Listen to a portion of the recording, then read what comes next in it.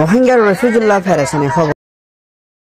22 তারিখ 8 মার্চ 2024 বাংলাদেশ কক্সবাজার কেমন মধ্যে আসলে রোহিঙ্গা কলে আট্টাঙ্গারে সাম্মত করিয়ে লেখাপড়া মেলাগলা দোয়ানদারা হামহরস হারাক্কান সিসরে পাবন্দি লাগাবেলা বলে কক্সবাজারের অনার্স করে হিন্দিরা কলেজ ইউনিভার্সিটি পয়েন্ট মিলিয়ে না হরতাল করে জেনত রোহিঙ্গা লাক্কান বেশি বড় লুসান ওইতারে ইন্দিরা কিসুমার দিলে পর্যন্ত কল্পনা নবে স্কুলিয়া পয়েন্ট ইনের রোহিঙ্গা লাক্কান বেশা বেশি বড় লুসান পাবে এই গুড়া গুড়া পয়েন্টের পর্যন্ত এলম বৈত্য নদী বেলা রোহিঙ্গার হামহরস বৈত্য নদী বেলা রোহিঙ্গার হাইতুলতি নদী বেলা রোহিঙ্গারে অনেক কারণ আর রোহিঙ্গা একজন জরিয়া দশজন ঢুকবা এছাড়া ক্রাইমস করে বলে মা বলে আমরা বাদলি পুরা রোহিঙ্গার কাছে সভা করে বলে এখানকার বেশি আপনাদের হুকুমত হতে আমাদের বেশি বাফন রোহিঙ্গা ক্যাম্পগুলোতে সেবা দিয়ে এবং পরিচালনা করে। আমাদের 1 নম্বর দাবি হচ্ছে যেসব এলাকায় রোহিঙ্গারা বসবাস করে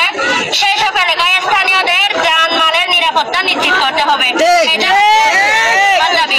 কারণ আমরা হচ্ছে অনিরাপত্তায় উঠতেছি, যার জন্য হচ্ছে আমাদের প্রথম দাবিটা হচ্ছে নিরাপত্তা নিয়ে। আমাদের 2 নম্বর দাবি হচ্ছে রোহিঙ্গা শিবিরের বাইরে এবং ভিতরে কোনো দোকানপাট, ব্যবসা বাণিজ্য, চাকরি, গাড়ি চালানো যাবে না।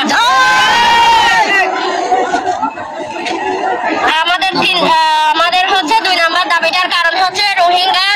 রোহিঙ্গা লোকজন হচ্ছে এখানে চাকরি করে, ব্যবসা করে, গাড়ি চালায়,